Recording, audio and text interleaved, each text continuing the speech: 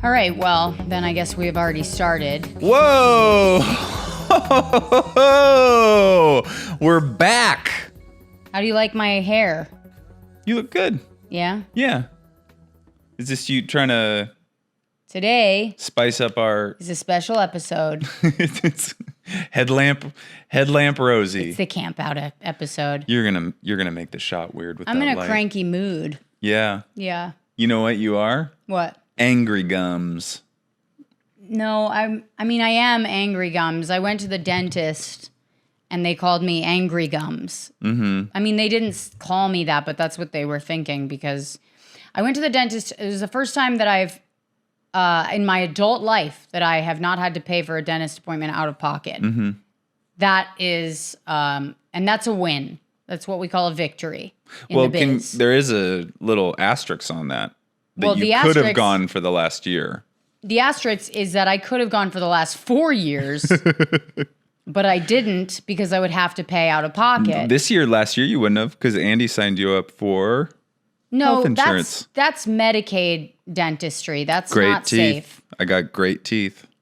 Andy, you went to the dentist like 17 times. Do you know that's problematic? I have horrible teeth. Yeah, but you shouldn't. You don't have horrible teeth. Not bad enough teeth where you're having to go in like every 2 weeks. Every day a piece of my teeth falls off and I eat it because I think it's going to get reabsorbed. That's not Yep. true. Every day. You're doing a bit. Every day my teeth break. It hurts. Andy. I curse at God and then I chew up my tooth. Anyway, I could have gone to the dentist, but I didn't because Andy signed us up for like free dentistry, which it's like, I understand a deal's a deal. You love a deal, but not with the dentist. It's the national healthcare system. It's not. Exactly. Oh my God. Exactly.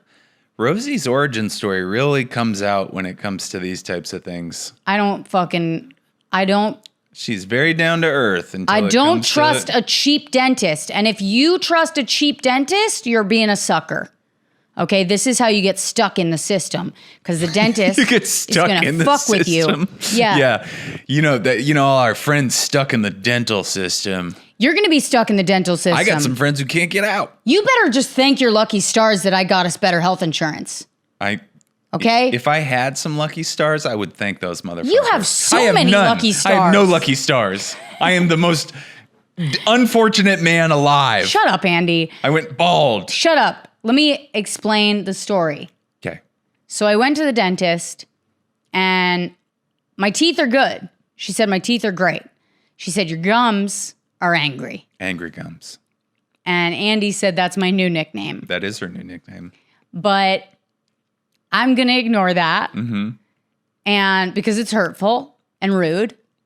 But I did have angry gums. I will say that she did a teeth cleaning and she got in under the gum line. And I got to tell you something. I heard that shit in my head, in the back of my head. I was hearing it.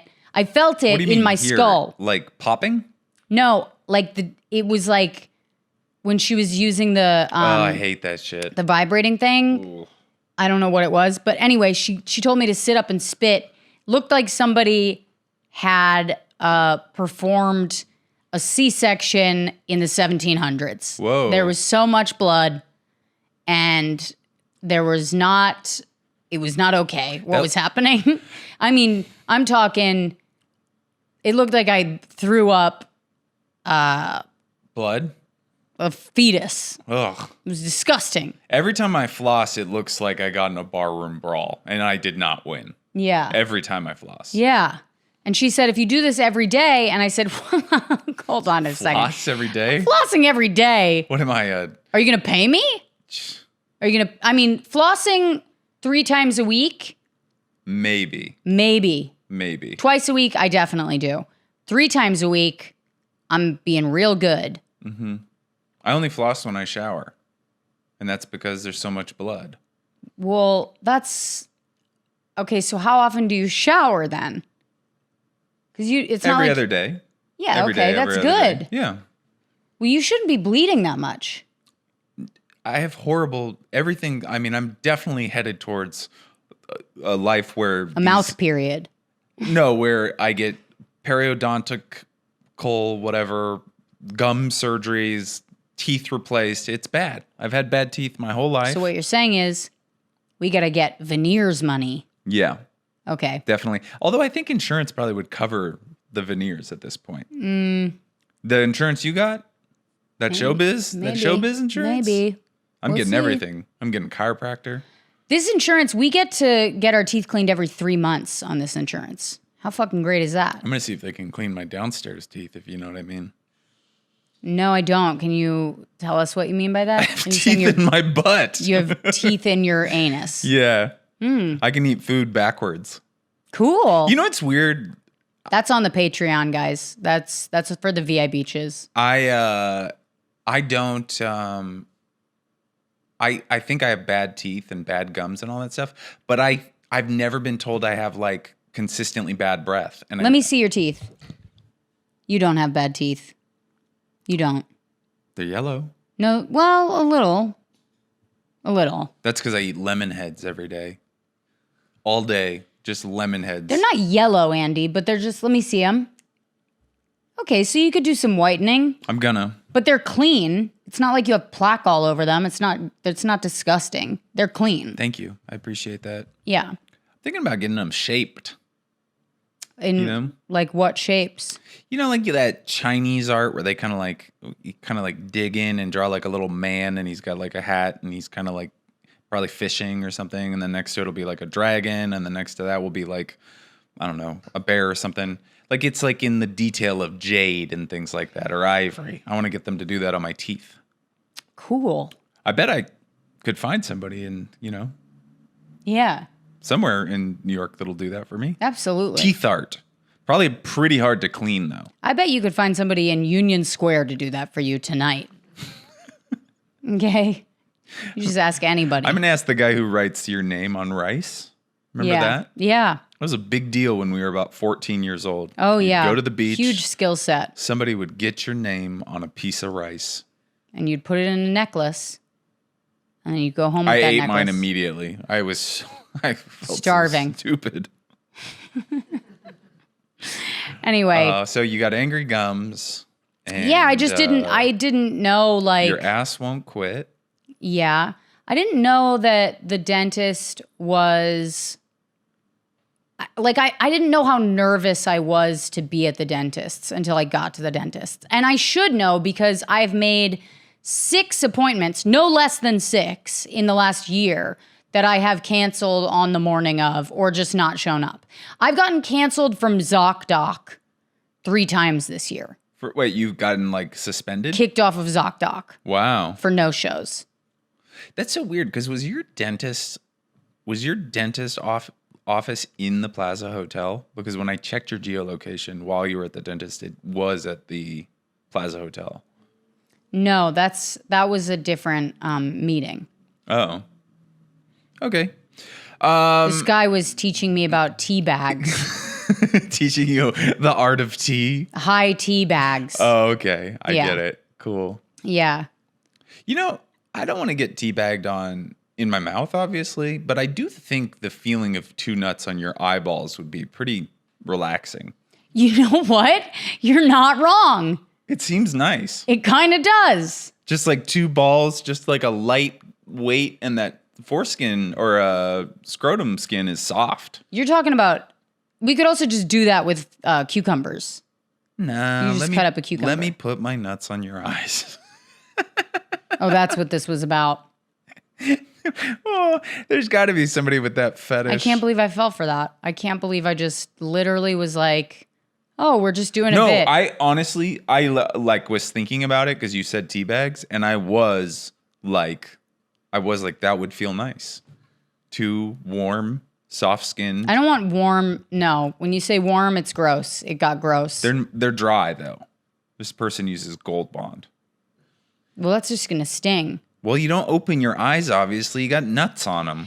Yeah, but you're going to smell it. And it's going to make your eyes water. And then you're going to have like powdery, wet eyes.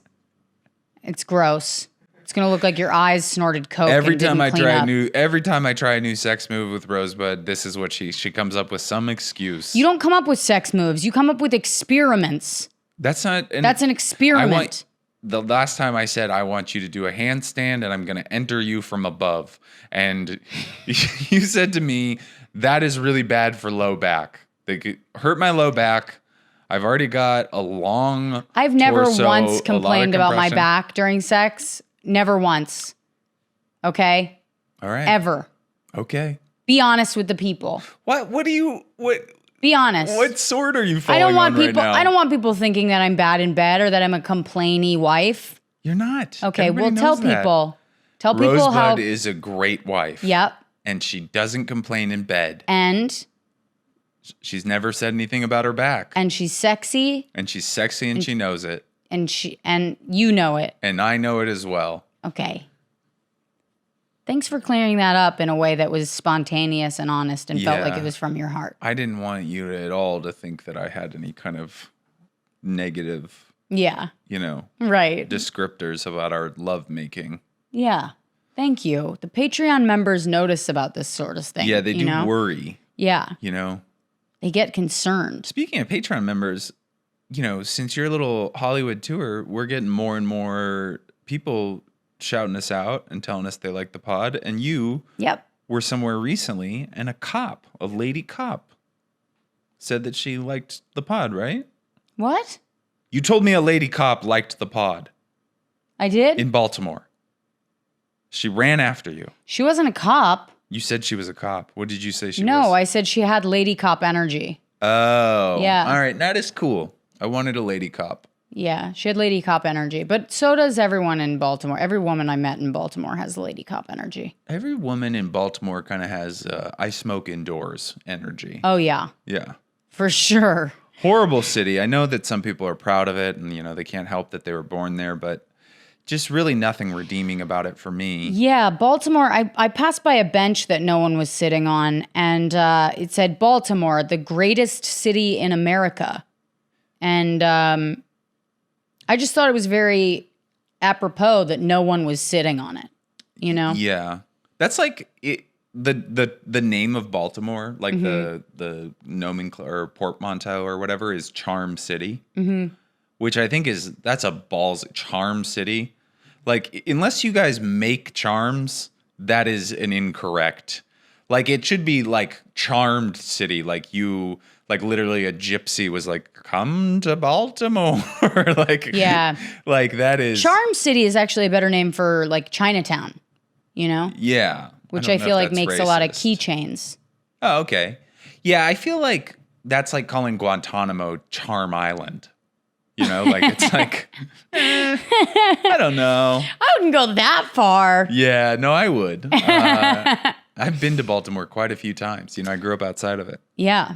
Well, I didn't grow. I summered doesn't outside matter. of it. My dad lived in Annapolis when I was growing up. No one wants to know that. If you guys want to know, it was about a 30-minute drive. Literally, stop doing elevator talk on the podcast. Okay, please. My bad. Like, you're going to make people drive into a wall. What's your favorite way to commute to Westchester? Andy, I swear to God. Oh, buddy. Are you, did you watch the Chappelle special? I did. I watched it with you.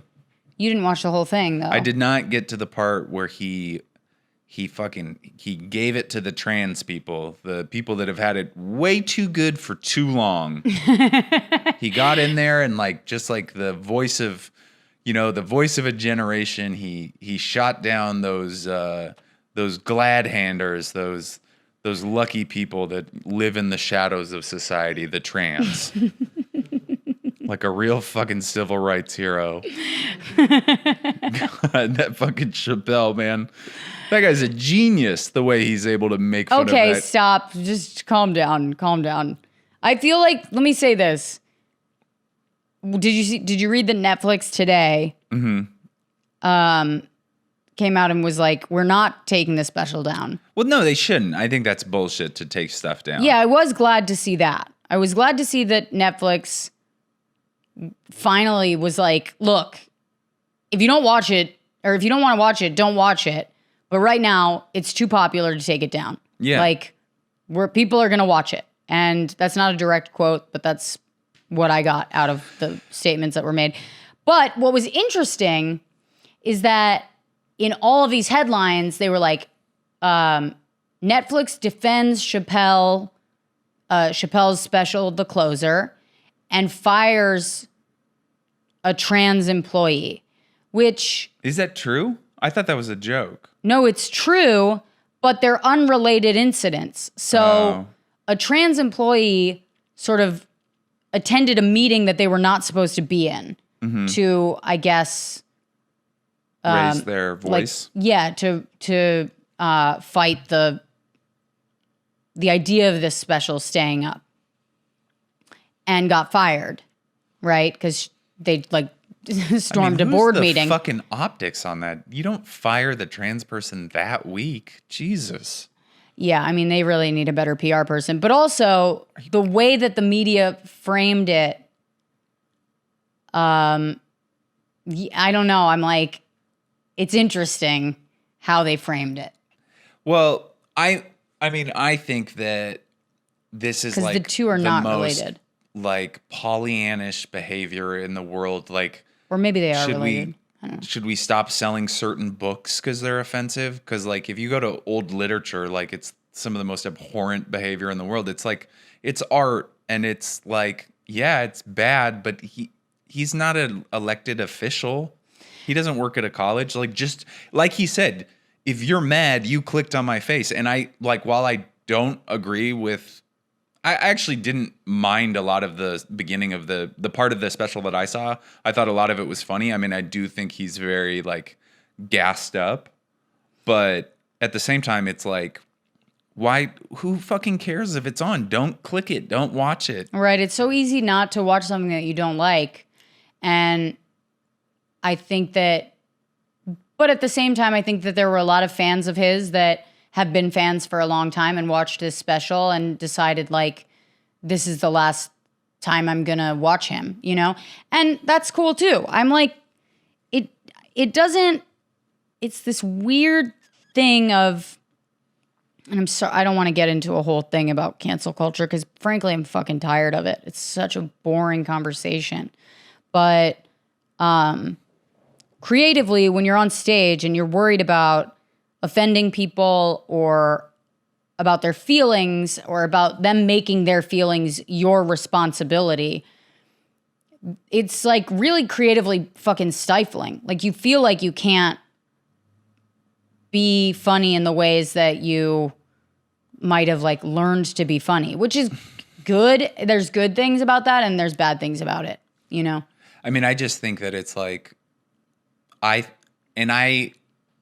do go down this road sometimes of like, I think that Democrats like have really like absorbed kind of the like mentality of like censorship. Yeah. And they say that it's out of like benevolent causes and stuff like that, or for a benevolent cause, I guess.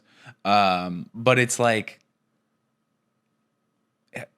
I know that it's like, so the idea, I think that why people, they want to get rid of certain things is they're like, well, when people normalize laughing at something like that, they take it into the world, right? Right. But it's like, I mean, I have one of the most darkest sense of humor. Like, I don't even make half of the jokes that make me laugh, you know? Yeah. Because I'm a coward. Right. Honestly, like a guy told me, I have an astronaut joke. You'll see it on the thing that comes out. But you're special. Yeah, like when that is like, I make fun of the Challenger disaster. And a guy came up to me after the show and he's like, hey man, I think you're great, but my dad was actually on the cleanup crew for the Challenger disaster and he was picking body parts out of the Cape for whatever. And I was like, God, I feel awful. Like, and I think about those things. Like, that fucking stays with me. And I don't want to create that feeling with anybody. I never do. And I know that you can't protect everybody's feelings. But, like, I also had a joke I still have it, where I say that I have, like, a faggy essence. That's what I say in it. And this gay guy came up to me after the show, and he was like, you need to quit with that. Well, I mean... Made me feel awful. But you also used the word essence. Yeah. Which I feel like pretty qualifies faggy. You to say that. Yeah. One time I was waiting in line to get ice cream and I saw the menu. It was like one of those places where you have to wait a long time and they bring out the menu so you're ready to order. It was in San Francisco. Mm-hmm. And they had Earl Grey ice cream, and I was with a group of people, and I was like, dare I? I said that. I said, dare I? Talking about Earl Grey ice cream. I mean, it's like, I'm allowed to say that word. Right. Yeah. But no, I mean, going back to the thing, I just think it's such a, it's not helpful for society to pad everything, to make everything safe, to like stop certain kinds of conversation, because that's not going to stop people from feeling that way. Yeah. I mean, I think in some ways it's been helpful, you know, like if you told me like when I first learned about like non-binary pronouns, I'm not going to lie, my first thought was like, go fuck yourself. I literally thought like, what are you fucking crazy? Like I literally was like, every part of my being was like, no. But the more people fought for that as like just an easy thing. Once people were like, no, it's a really easy thing to do. You just do it. My brain immediately just started to go, oh, okay. Like I just accepted it. You know what I mean? And so there's things about this where you just keep pushing the agenda and people will eventually change. Yeah. You know? But I'm not going to lie and say some of the tactics haven't been, I don't know, controlling. I don't know. It just seems like censorship. It seems like fascism, but under the guise of like something. But also I feel like so fucking tired of when I finished watching that special and I went on Twitter and it was like every single person was either infuriated by it or they were going like, he's the GOAT. He's the fucking GOAT. I was like, this was definitely not his best special. Okay. Yeah. It just flat out fucking wasn't. It wasn't that great. And it was almost designed to anger people, it sounded like. It felt designed that way. It did make some really good points, I guess. I don't know. I don't even know that it did. I'm like, I watched it and I was like, what was that really? That's how I felt. Although I really fucking loved that joke about how he misses gay people that always looked surprised in the 80s. Oh, yeah. That was really funny. Yeah. But yeah, I don't know. I'm just tired of comedy becoming this. Like, it's like everyone is just following this like Trump model or something. Well, I am tired of, and I've had this kind of my whole career because I think I have to win an audience to some extent because I'm kind of a dour guy, you know, I'm like deadpan a little bit, you know. Certain things like that. And so I've always... Unlikable, yeah. Unlikable, yes. Just that's what I'll say. Frustratingly disappointing just from the jump. Stomach-curdling kind of uncomfort. Sort of makes you like puke in your mouth a little bit. Yeah. Yeah. Like I walk on stage and people are like, do I taste batteries? Yeah, is that copper? Yeah. And so they don't like me from the start. And then I have a dark joke and they're like, oh, and it's like, half of comedy, really like half of it, like one half you do in clubs and you do for just like an amalgamation of people and they're kind of like out to have fun and they kind of go with this ethos of like, we're out for a night. This is goofy, you know, like we're just excited to be here. But then there's this whole like Brooklyn scene where it's like a little bit more like indie rock where they're like kind of like, they're record store nerds about comedy and they're like pulling it apart in the moment. And their guard is up. Like they have these censors up. So it's like you'll go tell jokes. Like I can say whatever I want to at the Comedy Cellar for the most part. Like not always, but for the most part, I can say something really offensive because I think everybody kind of going in there knows that I'm having fun and I'm trying to say something You're awful. doing jokes. Yeah, I'm doing jokes. But if I do it out here, it's like, you know, I remember I had a joke about, I forget. I used to tell this joke about getting molested and people always got so upset. And even though it was about me getting molested, they got so upset. Yeah. And I hated that because I was like, wait, isn't this brave? Isn't that the whole thing? I'm talking about my sexual abuse. I'm trying to have fun. And people were like, not you. But I hate it because it's kind of stayed with me. This like woke, like you got to be like worried that like some of these Pollyannish kind of like like, oh, that now I'm upset. Like, that was the other thing in Chappelle's special where he just did this joke about getting molested and then just moved on. I was like, I love that when people pass over molestation. I love it when somebody blows over that. Yeah. Spent a lot of time in that church attic. Anyways, like, what? Excuse me? Sorry? Huh? There is an Eminem song on one of his albums where he just talks about getting like face fucked by his stepdad in the backyard. I think it's on the Relapse album. Wait, in the backyard? In some shed in the backyard. Okay. A shed. That's so upsetting. It was in a shed, thank God. That's so, well, it'd be weird if he was in the middle of the backyard face fucking his stepson. I mean, that would be like my internet search history. You want to at least have a fucking roof over your head.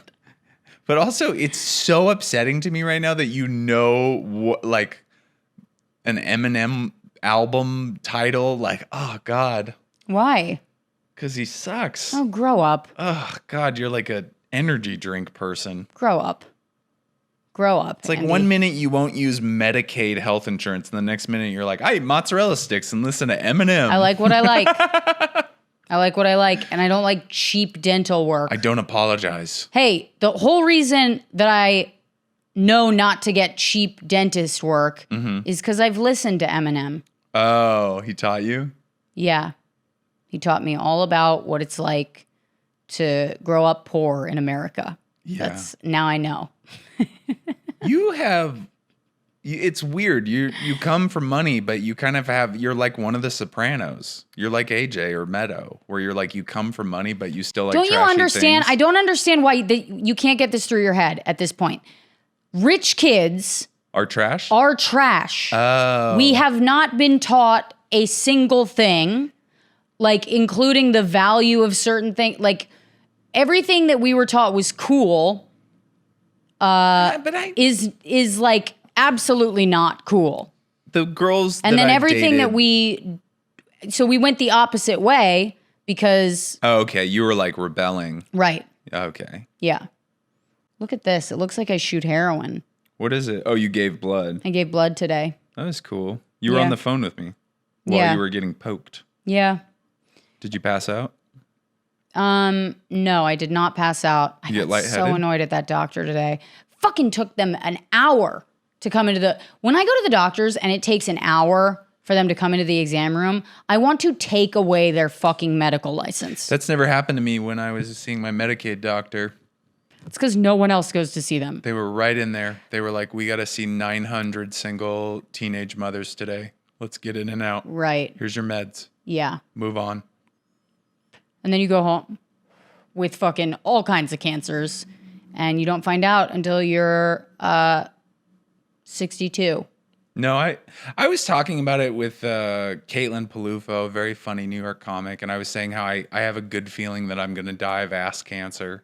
It just seems like kind of like what I would die from, like a embarrassing cancer. Yeah. Like a cancer I couldn't tell people about. Yeah. Oh man, I'm going to get roasted so hard too. Oh my God, I'm going to mention it so many times at the funeral. I'm going to hide poison in something. I'm going to actually make ribbons that say fuck ass cancer. Oh my God. And everyone has to wear one. Everyone's got to wear a fuck ass cancer ribbon.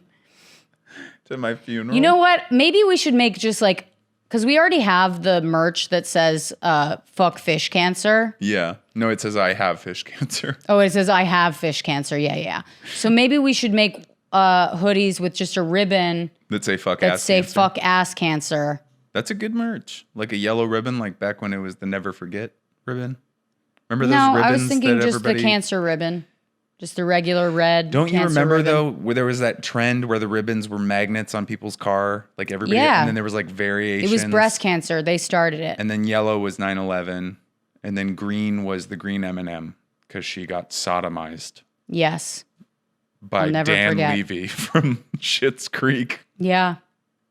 Dan Levy from Schitt's Creek raped the green M&M, and I don't want to be the one that started that, but it's true. Okay, I didn't either. I didn't want to get into it on this podcast, but it's true. And Eugene Levy knew about it. That's what I've heard. And I did say his name different, even though he is his dad. That is true.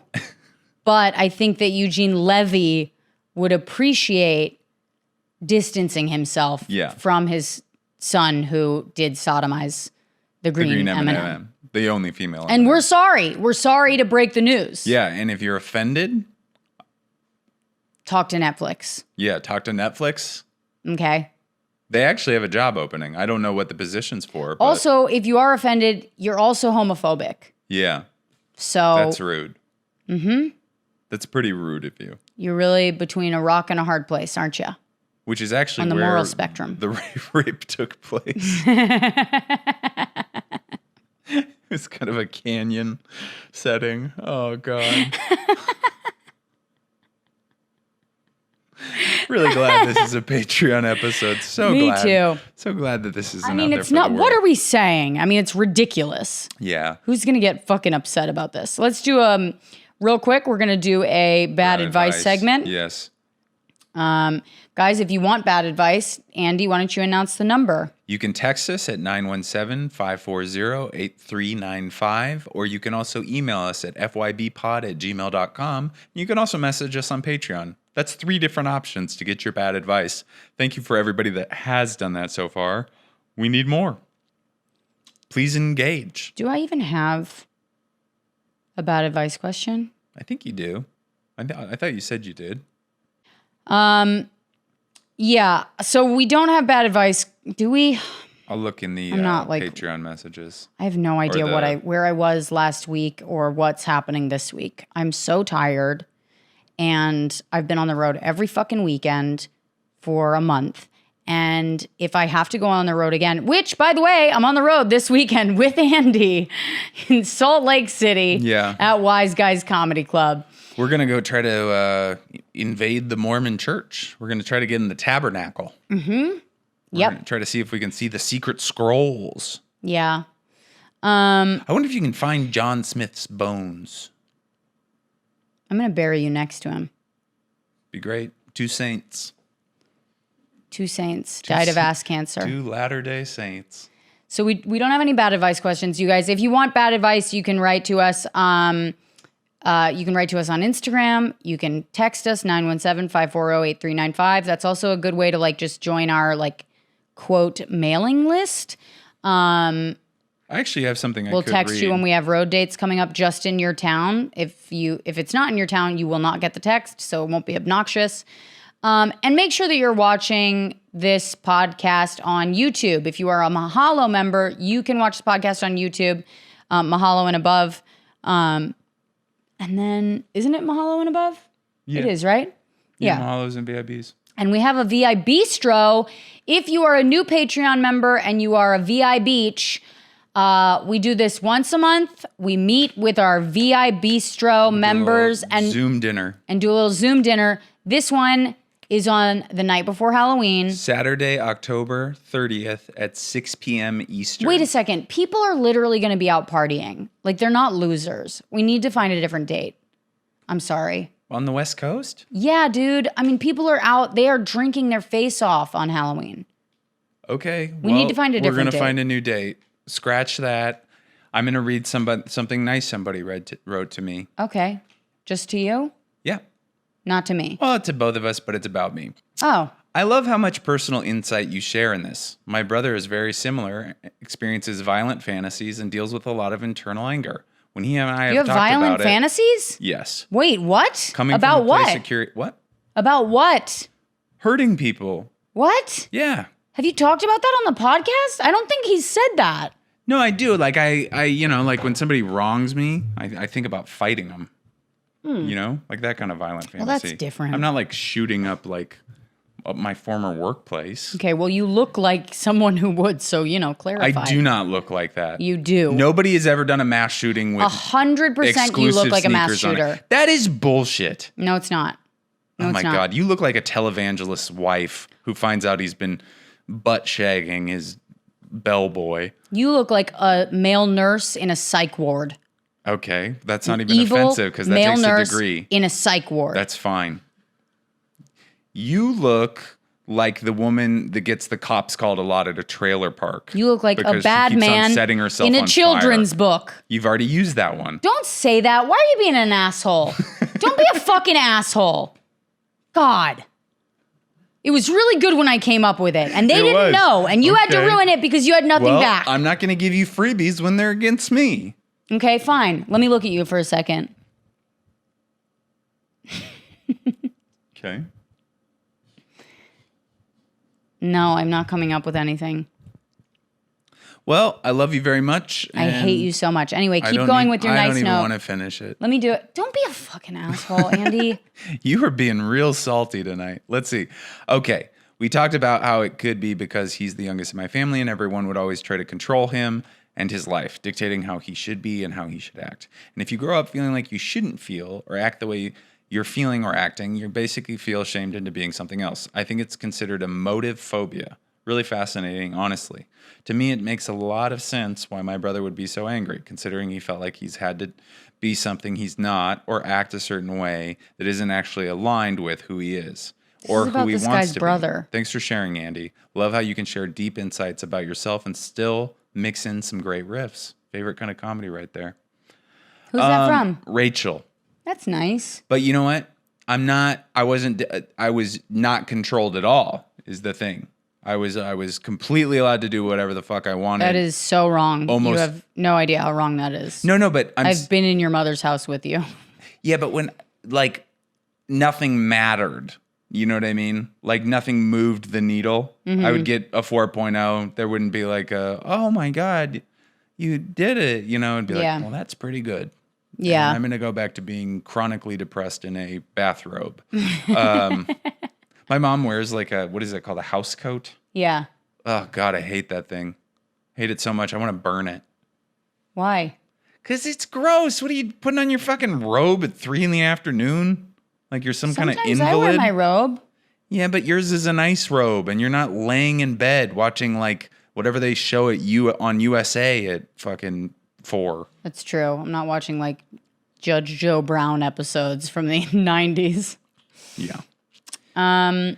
Well, anyways, please tune in to this week's episode of The Closer with what's her name? Kira Sedgwick. My mom would love to talk to you about it. The Closer. Yeah, it's on USA, I think. That's literally Dave Chappelle's special title. Yep. Cool. All right, guys. If you're in Salt Lake City or anywhere near it, Jackson Hole, that's not too far of a drive, I don't think. Come on down to Wise Guys. Get on down there. Bring your Mormon underpants. If you are in Salt Lake City and you have an extra pair of those Mormon underpants, I do want a pair. So do I. I want to see what you guys wear. I really don't know what the garment is, but I want to see it. I want to wear it. Okay? Yeah. Also, any recommendations for things to do, eat, see, whatever. Wives. Any extra wives Andy could pick up. Yeah. I'm allowed. Rosebud said I'm allowed to have more wives while I'm in Salt Lake City. They just have to be making more money. Yep. Than me or you? Than me. Oh, okay. Well, this is fucking... Well, actually, Goldman Sachs is based in Salt Lake City, so I think I have a shot. You might. All right. Bye, guys. Bye.